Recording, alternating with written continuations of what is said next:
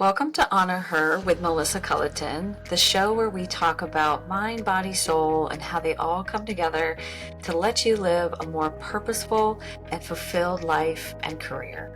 I'm so excited for today's guest. She and I hit it off right away because I saw her on social media and I heard her talking about how she had a very important executive corporate job and she decided to basically put that aside for things that she was very passionate about, which is voice acting, narrating, reading amazing books. And I have her on the show today to talk about what that looked like for her, how she mobilized in her career to completely pivot from going from a very high-level corporate executive job to owning her own business, being her own boss, and doing all the things that it takes in order to be on your own. So I cannot wait for you guys to hear this. It is so powerful and her story is so amazing, and I hope it inspires you to, at a minimum, just chase things that you have been meaning to chase and just haven't done yet. It doesn't necessarily have to mean quitting your job like she did. It can just mean picking up a new hobby or trying to get on a dating app or starting to learn a new skill, or just anything that you've been kind of thinking about doing and just have been a little afraid to do. This show will absolutely inspire you to take action and start honoring yourself in every way possible so that you can truly feel purposeful and fulfilled. So let's get into it. Hello, everybody, and welcome to the Melissa Culleton Show. I am changing it up a little bit this week with having a guest on the podcast instead of being the one-man band that I typically am. So I just wanted to welcome you guys, and I hope you're as excited as I am because I've got a really fantastic guest, and quite frankly, I get kind of sick of listening to myself talk all the time. I would love for you to introduce yourself and what you currently do today, what's bio today, and while you're in the middle of that or afterwards, it would be really amazing to just kind of hear where you're from and, kind of what was your upbringing like, and kind of get us to today, and then we'll go from there. Okay, yes. Well, hello, everyone. I am audiobook narrator Leah Daniels. That is my pseudonym. My real name is Elise, but I go by Leah Daniels for all things narration. So thank you for having me today. I am a new audiobook narrator. I've got 2 titles underneath my belt right now, one which is live on Audible and one that is in final production. And so that's a screeching fast forward to like where I'm at in this moment. But I think the more interesting story is like, how did I get to that point? And so Melissa and I connected on social media because I had shared my story briefly in a couple small videos about how I left corporate America in the latter part of last year and to follow my dream. And so I am from Central Illinois. I've been living here pretty much my whole life, though I was born in California. But born and raised, my son is a 5th generation at the high school that I graduated at. 5 generations of my family graduated there. And so I have stayed here to raise him. And I was originally a theater major. My goal in life when I was 18, 19 years old was to go to Broadway. I was going to win a Tony, gosh darn it, but he came along and I changed and I pivoted, and I knew that the more stable career for a single young mom like me would be to change from theater to business. And I knew that I wanted to help people. If I couldn't perform the way I wanted to, if I couldn't be out there performing for a living, the next option for me, where my heart was to help people. I was not cut out for healthcare. I get grossed out very easily. And so I found a way to help people in what some might consider an unconventional way. And that was through human resources. A lot of people look at human resources as honestly kind of an evil kind of job. A lot of people don't have great experiences with HR. And unfortunately, there are, a lot of people that do get into that profession that maybe you don't love people, but I looked at it really as a way to be a true resource for the humans and built my career around that. Primarily leadership. My friends joke, I have a couple of friends that joke that I came out of the womb a manager. And so I was always in a leadership type role, trying to train other supervisors, newer supervisors, seasoned supervisors on how to be an even better leader and to lead with their heart and with the heart of a servant leadership, because that's really how our people grow, when they feel appreciated and invested in. But I find, and for anybody that has been in corporate America, know that becomes a battle sometimes. You don't always have the ability to do what you want to do for the people because it maybe doesn't always align with the company. And there were battles that I lost. And just over time, it just really started to wear down on my mental health. But I knew that I was good at it. I was really good at what I did, conflict resolution specifically. But I took an even bigger role a couple of years ago, about 3 years ago, where I landed an executive HR role, running an entire HR department for a bank. And banking is very professional, very regulated. And though I was good at what I did, I constantly second-guessed myself. I had a horrible case of imposter syndrome. Even though my CEO would tell me that I was the best HR director they had ever had, I did not believe him. And I just slowly started to deteriorate. I didn't say that right. I'm an audiobook narrator. I promised that would be proofed out if I was actually recording a book. Deteriorated, and I went from running a full marathon the month that I started there, working out at the gym 6 days a week. I had lost 60 pounds over the course of a couple of years before taking this job, but the mental health and the anxiety of the role constantly was there every night. Intrusive thoughts that I wasn't doing enough. What did I do to get myself fired? And just I couldn't find peace. There was no peace, and it got worse. I got put on 3 different medications. I had constant stomach aches and issues that I went to a gastro specialist and learned, no, it's just your anxiety. I headaches galore, you name it. I gained all the weight that I had lost before going to the job back. Couldn't get out of bed. And I knew something was wrong and that I could not continue this. And so that's what led to me finding a way to perform for a living and to find a way to grasp my dreams and leap. Yeah. Well, first, I just want to say thanks for sharing, because I know it's not easy. I think that my story was very similar, which was, It was funny when I saw your post on social, which is how we connected. And it was almost like an immediate, I'm actually just getting chills right now thinking about it. It was like this immediate connectivity. And I think it was because we have a very soul sister story of, having these dreams growing up and then kind of sliding into an industry based on probably a lot of just our natural skill sets. You talked about being a natural leader and you came out of the womb being a leader. You have to be very dynamic as a leader. You have to kind of, accommodate different personalities and different skill sets and different strengths. And so I think we have these dreams as we're kids, and then we, and even though we're 18, I still call ourselves kids, right?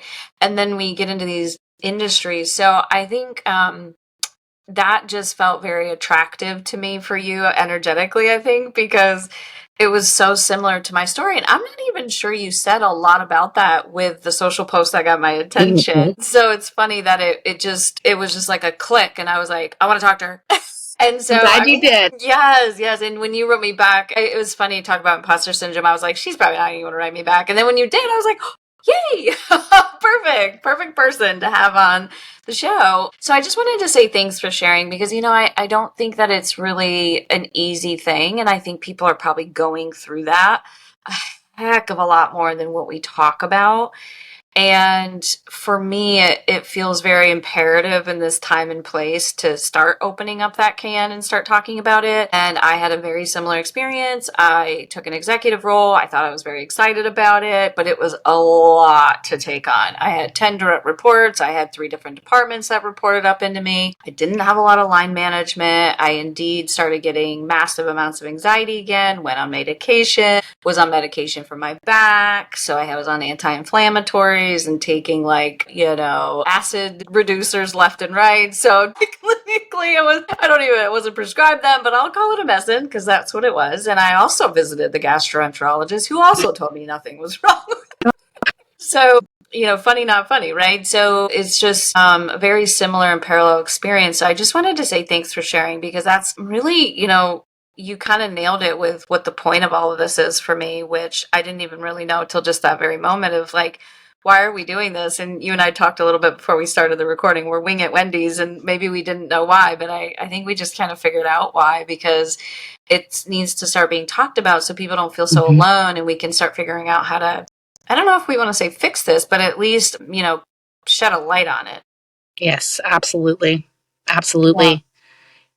And just to piggyback off that, my primary source of social media where my content and my community is TikTok. And what we put into the algorithm is what it feeds back to us for anybody that is on TikTok. And once I had started posting some of those, I did have other people's experiences starting to pop off. And what I learned, and it's not necessarily, exclusive to just this, but I find it's the majority of people that are going through what you and I are going through are the people that have been type A, overachievers, all the people that wanted to prove others, whatever the reason is, prove others wrong, climb, be able to say, I did that, because of whatever pressure we put on ourselves of what we think the external world expects of us, even though do they really expect that of us, or is this something that we've always put on ourselves? And if it is me that is putting this on myself,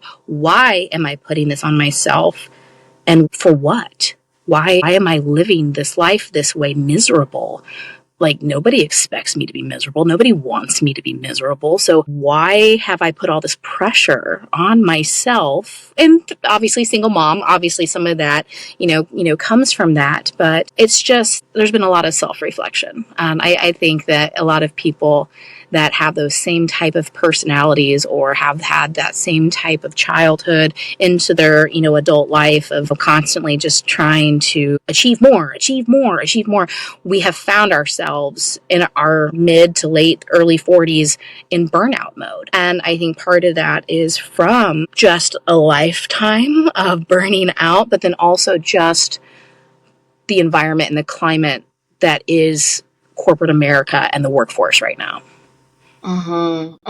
Yeah, that's definitely a punctuation because you're right. I distinctly remember my last position. There's a point where I would think I can't keep doing this, and so I sort of floated to the surface about potentially getting like a line manager for my sales team, for example. And it was like a blatant kind of that's not how this works. It was just sort of like laughed in my face almost.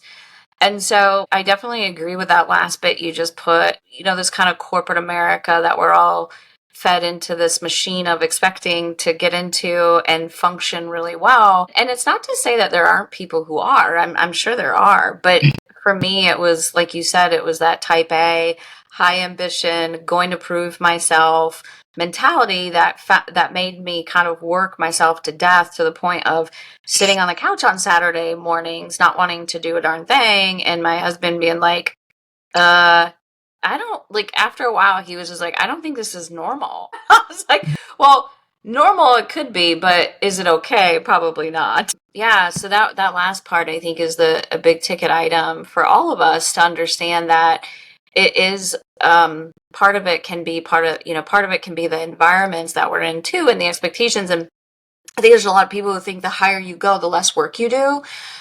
And actually, it's like the more eyeballs that are staring at you, the more expectations you have of yourself and others have of you. And so I think actually the pressure gets higher and higher. And, for me, for example, that was the first time that I was sitting in a boardroom properly. And so then I had that extra pressure on myself to sit in a boardroom and be performative in a boardroom. And nobody taught me that, but I was going to do the best I could, even though I had no idea what I was doing. So I think a lot of people experience that, especially as first time vice presidents or executive directors or C-suiters, so that if it's the first time ever doing that and having not just people that are reporting to you and having a manager, but now you have several managers, and now nobody cares really about you. Because you're expected to just know what to do and how to do it. So you had mentioned the theater major prior to where you found yourself in your career. It sounded like it was some personal experiences that led you to decide to kind of take a different, different direction with that fork in the road. Mm-hmm. I was just wondering if you'd feel comfortable sharing a little bit more about that decision making and how you ended up in the career you did, and then just elaborating a little bit toward the end of the symptoms, because I think the symptoms are very evident to a lot of us that we're ignoring. I know I did. So kind of just what was that arc, and then finally how did you decide to leave, the symptoms that sort of led you to that decision, and how did that kind of all just sort of blossom? I love telling the story because it's not a story I ever thought I would tell.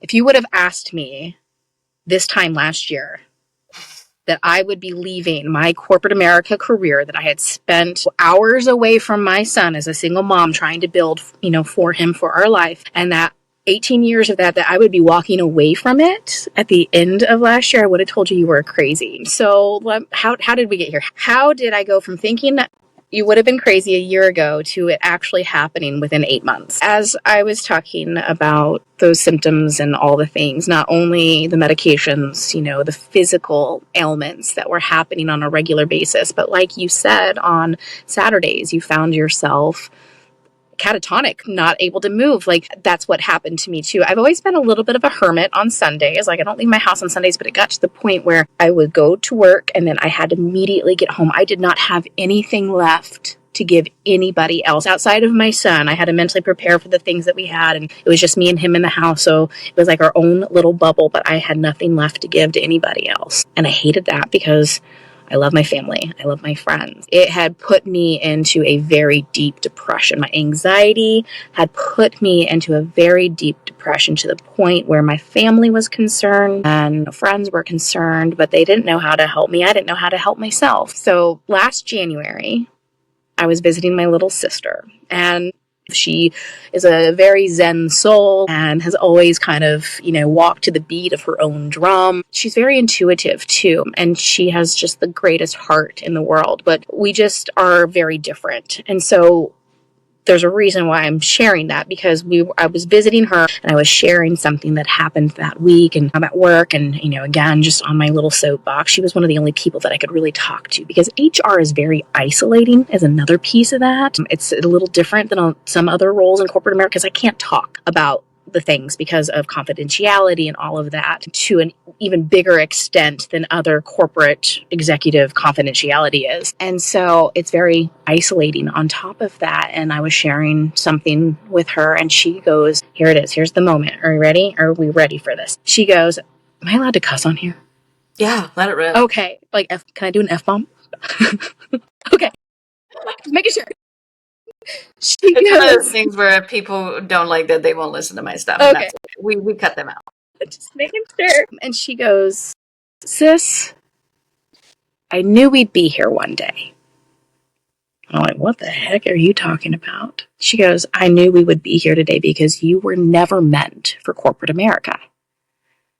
And I was getting pissed. Like, the blood pressure was rising in my chest. Like, what do you mean? Like, I have worked my tail off to achieve where I'm at. She goes, because that's what you do, sis, but that's not what you were going to do. My sister has been, was, and always will be a creative soul.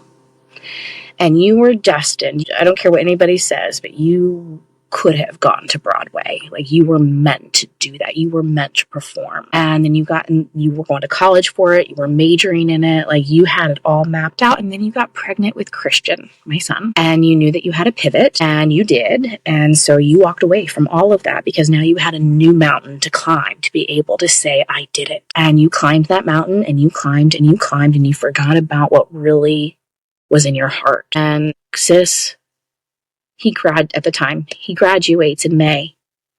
and you don't fucking have to do it anymore. When I tell you seriously that I just stared at her in the car, like it hit me like 1,000 light bulbs, 1,000 bricks. If she would have had that conversation with me a year earlier, it might not have hit. It was all about timing here, and it happened when it needed to happen. And I joked, I go, I have been going to a therapist for however many years. I have spent all of this money on therapy, and the answer and that aha moment was deep in the soul of my little sister. And so I took that and I ran. And so I decided at the time that I wasn't going to do anything outside of work that didn't bring me joy. But I didn't have a production that I could go audition for. So my next biggest passion was reading. Like, I had a library built in my home, and I just started my TikTok and a book talk and reviews. I'm like, okay, I'm going to pour my creative energy here. Well, within a couple of weeks, and I found narrators. I didn't know they were narrators at the time. I didn't know what they were doing at first, but I saw people in a closet or a studio live narrating, reading a book, and I'm like, what are they doing and how do I do it? Because I always wanted to be an audiobook narrator, but I didn't have a literary degree. I didn't have a theater degree. I wasn't anywhere. I'm in central Illinois. Like, I am in the middle of cornfields, okay? I don't have a professional studio that I can just go to and record. I didn't know that this was something people could do. But when the pandemic hit in 2020 and a lot of people were quarantined at home or lost their jobs, audiobook narration popped off even more with people doing it from home. And so that's where I started my rabbit hole and just diving deep, research and all the things. And I remember trying to. So this is a fun little part of the story too, because I was trying to find a space that I could record. But I was in my closet. I was in my walk-in closet at first, and I had soundproofed it as much as I could. But I didn't know that's where I was going to go. And I remember looking in my walk-in closet one night at the beginning of all of this, thinking, this could work. I just might need to move some things around, right? Tell me why I woke up the next morning, and I go into my bathroom, and I turn on the light to my closet, and the bar that had all of the clothes that were on the back wall had broke. And it had fallen to the ground. And I was like, okay, God, I hear you. I hear you. Like, it was the first sign that I had. Like, literally was looking at the closet that night, woke up, and I don't even know how or why that rail and all the clothes had fallen. And so we started doing research and finding all the equipment that I needed. I got into several Facebook groups that were for audiobook narrations. I landed somehow by happenstance, connected with one of the #1 narrator coaches in the industry who's won so many. He's just amazing. Johnny Heller. If you know Johnny Heller, if you ever listen to anything by Johnny Heller, he's just amazing. And got with an audio engineer to learn how to actually produce these files and started putting samples together. And the next thing I know, an author reaches out from hearing one of my samples, asks me to audition. Usually you have to just go unsolicitedly audition. It's not very often that an author will reach out directly and ask you to audition. And I landed the book. For the first time in my life, I got paid to do what I love. I mean, my two biggest passions, performing and reading. And that book went live in August. And that just kind of segued into me leaving my corporate job in October. But there's other things along the way that went into that decision. I love that story. And thanks, sis, right? She will never understand just how pivotal that moment was. Yeah. Well, and I think you said, correct me if I'm wrong, I think her quote was, you don't have to do this anymore. Mm-mm. You don't have to do this anymore. And I just think that is so profound. Even though they're very simple sentence and a very simple words, it's so profound because I do think most of us, if not, pretty much the majority of us that have jobs we hate or have jobs that are slowly but surely hurting us or killing us or ripping our soul out, think we have to do it, right? And that's where we get kind of stuck. It's like, no, I have to do this. I have to provide for my family. And those are all really logical, practical things. And that's the one thing that I like to try to be real about. And that's why I wanted to ask you kind of like, what was your journey? Because I think there is some reality and practicalities that we deal with in life. You talked about being a single mom. You had a son. You obviously couldn't just pull the plug out from stuff and act like it didn't impact anybody or that it didn't matter. So I really love what your sister said, but I also love the realities and talking about some of those things too, because I have my own personal realities of what I personally sacrificed. For example, I sold my house. I didn't need that house. I just bought it when I had a big executive fancy paycheck, and I sold a house. My feelings are not hurt one bit. But it's just a matter of, deciding what is it you're willing to sacrifice, because there are sacrifices. Change equates to sacrifices. Like you talked about when you started training for a marathon and being in the gym. That's a sacrifice because now you're spending time elsewhere than when if you could be spending it, with a friend or a family member or something like that. So I think anything that where we decide to honor ourselves becomes questioning what do we have to do versus what do we think we have to do, and then sort of marrying that up with practicalities of life. So thank you so much for sharing all that. I really do appreciate it, and thank you to your sister for giving that reality check and the permission. It was almost like a permission, wasn't it? It was like, hey, you have the permission to not do this anymore. Your son's graduating. He's going to go live his life, all the good things for him. So I love that. And I think it would be super interesting and helpful for anybody listening to this to kind of marry those. Hey, for the first time in my life, you said for the first time in my life, I'm getting paid to do what I love to do, which makes my heart sing. I love it, love it, love it. And as much as I love that, I also like to ground ourselves a little bit with practicality and realities, because to your point, we were both type A, we were ambitious, right? We're going to succeed no matter what. We're going to prove to ourselves. So where would you say that balance was for you? Like, what went through your head? What needed to happen for you to actually exit stage left? I'm just kind of curious, like, what were the balances that you did? Because I don't want to hide those. If we had to, like, I don't want to hide that I didn't have to sell my house. I chose to sell my house, and that benefited me and my family so much. We paid off credit cards, we paid off loans. It was like, after we did the math on it, it was like a no-brainer. So it didn't even almost feel like a sacrifice, but there are a lot of people who be like, you sold your house, because that's just God for freaking bid, right? So, but I like to talk about it because it's the reality, it's practicality of going out on my own and things that we need to lift and shift around. So my question is, what were your plannings and what did that look like for you to feel comfortable exiting stage left? And did that come with some, sacrifices, let's call them? Yes. Or call them something different if you'd like. When I first told my parents about it, my mom was like, but Elise, you love pretty things. And I go, but I don't need pretty things. Like, I had to make a decision. Like, I would rather make a lot less money doing what I love than making the salary that I'm making and quite literally being miserable every second of the day. But to your question, like, not everybody can just say, okay, I'm walking away from this salary and I'm going to go to this one, deuces.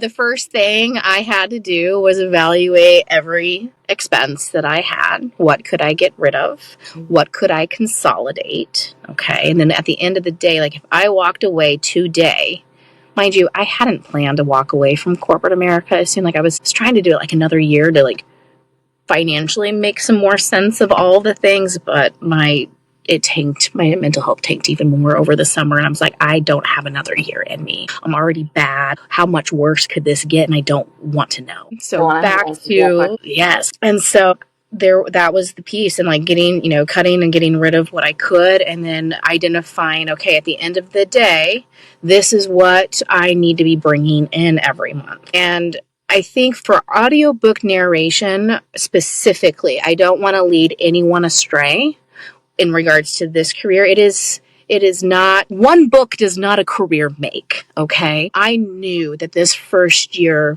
even maybe 2 years of diving into narration was going to be a little rough. You gotta walk before you can run, and you have to have a portfolio for people to be able to trust your body of work, but also making sure that you're not choosing projects that won't benefit your portfolio, if that makes sense. So I went into this not even calculating money for narration.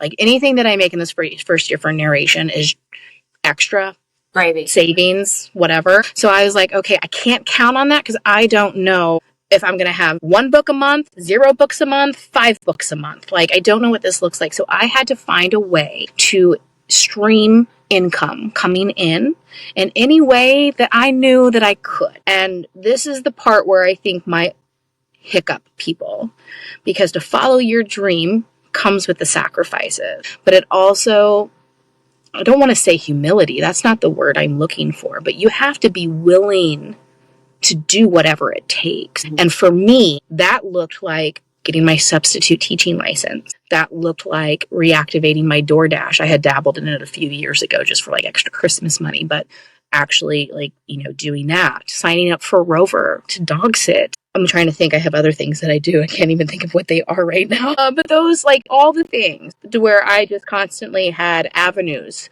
for cash flow to come in. I also made sure that I had, some of my savings that could buffer it, this first year as well. Would I have liked that savings to be more? Yes, I would have. But at the end of the day, I just had so many signs leading me to it that I just knew that it was time to leave. Like, it was an overwhelming feeling, and I'm not a religious person. I have a relationship with God. I don't go to church, but I just have a relationship, and I talk to him, and I asked him for signs all along the way, and my clothes falling down was a sign one day. But there was one morning that I woke up and I was just like, no, it's time. It was like I had this thought in my head that it was like, child, you have done everything that has been expected of you by everybody for so long. It is now your time to leap. Like, just leap. Like, just do it. Why are you waiting? Why are you trying to wait a year? And so I made that decision that Friday, knowing that I was going to share with my CEO of the company that had hired me, where I was at. And I remember sitting in my bathroom that Friday, the day that I had made my decision, knowing that I was going to rip this Band-Aid off on Monday. And there was a song that had come on. I don't even know what the song was, but it just hit me.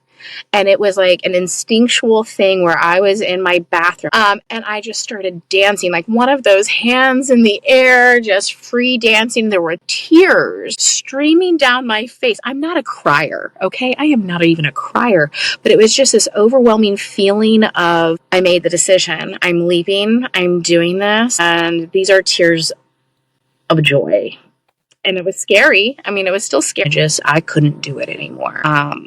And then that gave me 3 months to continue working through what I needed to. Finding my own personal insurance through the marketplace is a big one. And anybody that's worried, it's not that crazy. I got an individual plan. It's a high deductible, but I'm pretty healthy. So once all this went away, I was going to be pretty healthy.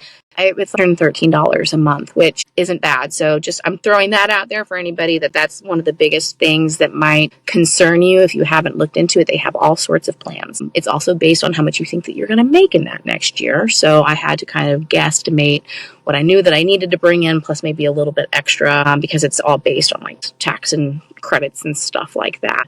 Find one of those insurance. Find the ones that have a brokerage that do a lot of group employer packages, because they know what they're doing. So that would be a piece of advice for anybody that's worried about the insurance piece. Start there so that they can help walk you through it. Yeah, I know that's one that really gets people nerve-wracked, and I'm similar to you. Like, it wasn't a big deal. So I think I would just love to recap what you said as kind of some takeaways for anybody listening and who's thinking about, doing something like you did and something like I did, because we know that when there's that passion, that honoring that passion and that love for something else is one thing. And then the other thing is just honoring yourself when you're suffering too, regardless of whether or not it's defined as success on paper. And so I want to just recap and see if there's anything that you're like, no, I wouldn't say that. But what sounds like you did was you evaluated your expenses first and foremost, like, what do I need? What do I not need? Like, what's the reality here that I'm dealing with? Which I did too. It doesn't take that much. Pull your bank account statement and let it rip, like just line by line. I even evaluated, I actually just did that. I do this every now and then anyway, but just auditing what I'm paying for on a monthly basis and cleaning it out like a closet. Like, do I really wear this blouse anymore or not? And if I'm not using it, I canceled it. You know, I had like, $400 and some odd dollars worth of membership crap that I was doing on a monthly basis and got it down to barely $150. And I don't even think it's totally 150. I want to get it under 100 is what my goal was. But you know, it's just like, let's get real about what we're paying for. So that, I think, was one thing that you said. And then that kind of led to, what is it do I actually need from an income standpoint? So you had that number in your head. You also planned for the first year to be kind of like, if it happens, it doesn't happen. Either way, I'm prepared for it. So you had that kind of mental net you could fall into to say, I'm not really expecting anything from this. If it comes, great. If it doesn't, I'm fine too. And then you found income in other ways. And I like how you brought that up, because this is where it becomes, what's it worth to you, you know? And this is where you can start getting in those scary things of, what are people going to think of me if I'm working at the grocery store, working at Starbucks, or just having like a job nobody cares what you do outside of that job, right? Nobody cares at Rover if you have a side hustle, quote unquote, or 15 side hustles. They don't care. So I like that you said that. And then you also had a little in savings. That's also important. Like, build your bridge. I've heard a bit you talked about like that. Like, build your bridge before you totally take the dive. And then one of my favorites that you said was, you leaned on a higher power too. Like, you really were able to have a source that was above you. And I would say I felt that very much too. And ultimately, the final kind of straw, I would say, is you really honored yourself by listening to your emotions. And Leah, you don't know me that well at this point. Hopefully we become friends after this a little bit more. Agreed. But one of the things that I talk about a lot as a purpose coach is, I truly believe our emotions are our soul speaking to us. And when we completely ignore emotions or those anxieties, those headaches, like, ignoring the body, ignoring emotions is basically like just ignoring ourselves or trying to drum that out, or you know, even getting addicted to the numbing of those things so they're not as painful, but then eventually they just get so loud we can't ignore them. So that was kind of my summary that I wrote down as you were talking. And I think I just wanted to like list those out so that people, if they're thinking about doing something similar to what you've done or similar to what I've done, I think it's just like, those are just super tactical and very, very doable.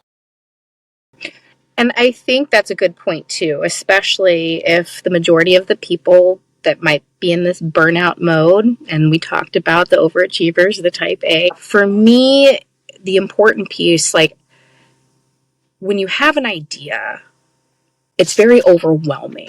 Like I said, a year ago, if you would have told me I was leaving, I would have told you were crazy.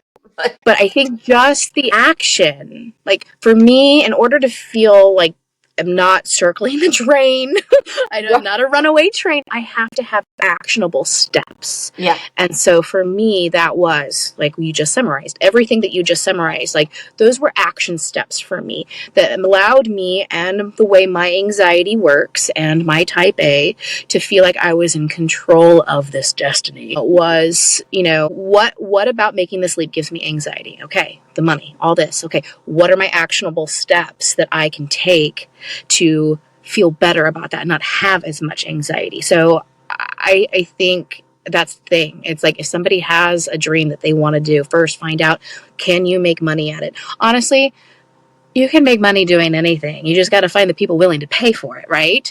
And then what do you need to do to, you just got to map it out. What is that saying? I think we talked about it on our first call.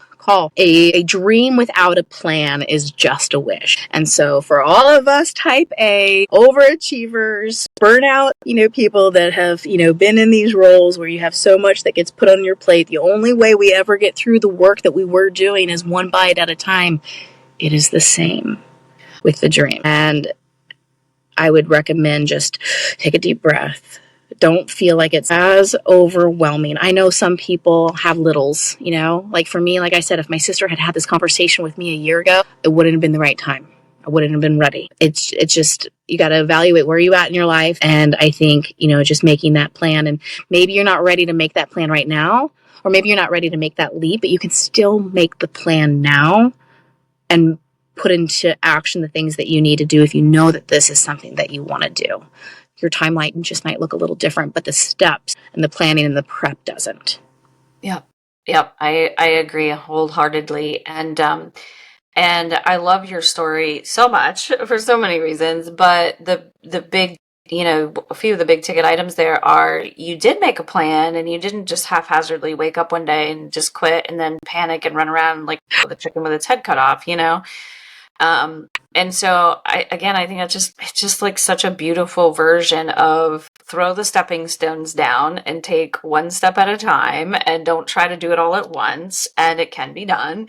And yeah, and then just deciding kind of, is it worth it or not for you? And usually the answer is yes after you really dig deep, because if you're suffering at the hands of success, then it's typically going to be worth sitting down and just doing the math and making the plan. The other thing I would say too that kind of comes to mind is it's funny how people don't have more like faith in themselves, like they don't believe in themselves enough. And it's like, geez, like you worked your way into an executive HR job. I worked my way into an executive commercial job, sales, and I figured it out, And so one of the things too that if we added to the list, I would say believe in yourself, because you've already done it. Like you've already had an insane amount of success. If you're at that level, I mean, that takes a lot of effort and a lot of work and a lot of smarts and a lot of belief in yourself to get there. So if you've done that, you probably can do something else that leads you to a success and happiness, and not just the success part with all these symptoms that are going on in your life that, quite frankly, I just don't think are worth it, personally. Yeah. So I think I'd love to wrap this up, which I could probably talk to you about this till the cows come home, but at some point we probably need to stop. I would love to wrap up with, how do you feel now? Like, what's the contrast of when you had your, corporate job, and we know how you felt there. So how are you feeling today? What's the contrast? Assuming there is one.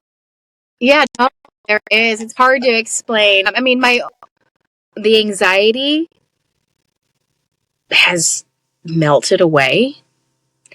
I think everybody always has anxiety. And if you are, I'm probably always going to have anxiety. There's still things that like trigger me, but it's not an everyday, all day thing. Like I was crying again, not a crier, crying every Monday on the way to work. Like, I can't do this. Sundays I became numb because I was just trying to like cocoon myself and like mentally prepare for the next week. I can leave the house on Sundays now. I can. Yes, I don't have like just being able to sit on the couch and not have intrusive thoughts just come through out of nowhere, doing a mental inventory of all of the things that I've never been fired in my life. I have no idea why all these intrusive thoughts were coming through that I was going to get fired. Probably because I had so much at stake. My son, all the things. And I didn't have that plan mapped out of like, if I were to get fired today, what could that look like? You don't think about those things. And so I don't have any of that anymore. I mean, I always worry now that I don't have a paycheck coming in every 15th and the last day of the month. But I just, one day at a time, and just constantly every day doing things that will push me in a direction of fulfilling this dream while also still trying to generate income that's coming in. And I mean, some days I work 12 hours, but I don't feel like it. Like, it doesn't feel like that at all, because I'm loving what I'm doing. If I'm in the middle of editing a book, or, I'm trying to network with authors,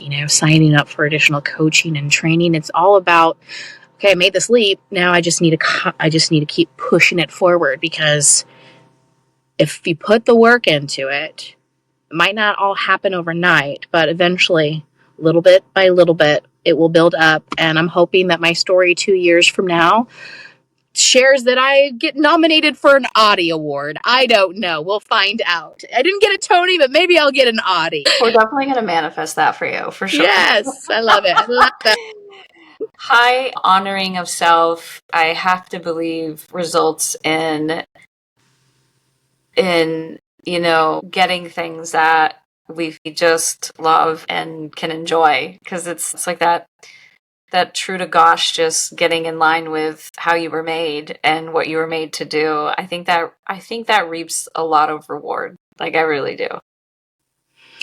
Just follow the passion. Just when Yeah, you decide to do, like you said, the thing that you know that you were put on this earth to do. I can't do anything but believe that it will all work out. yeah, I agree. If there's any authors out there that is looking for audiobook narration, you can find me at leahdanielsvoice.com. I've got Perfect. samples on there too. It's been a blast. Perfect. Yeah, you took the words out of my mouth. I was just going to ask you, where can people find you? And what is your handle on your socials? Yeah, so the only place that I do any right now is TikTok. I believe I will move to YouTube if TikTok does, in fact, fully get banned in a couple of months. But it's Leah Daniels Voice is my TikTok handle, and if I go anywhere else, I've secured that handle everywhere else as well. Perfect. Perfect. Well, thank you so much for sharing your story. I sincerely enjoyed it, and I am rooting you on so, so much on the sidelines over here, because you've really taken a leap in honoring yourself. And there's really just nothing more beautiful for me than that in life. And so, really, I appreciate you sharing your story and how you arrived to today, Leah. So, thank you all for joining us, and I hope you enjoyed the show. And we welcome your feedback. Leave us some comments wherever you're listening. And yeah, take care, guys. Bye bye. Bye.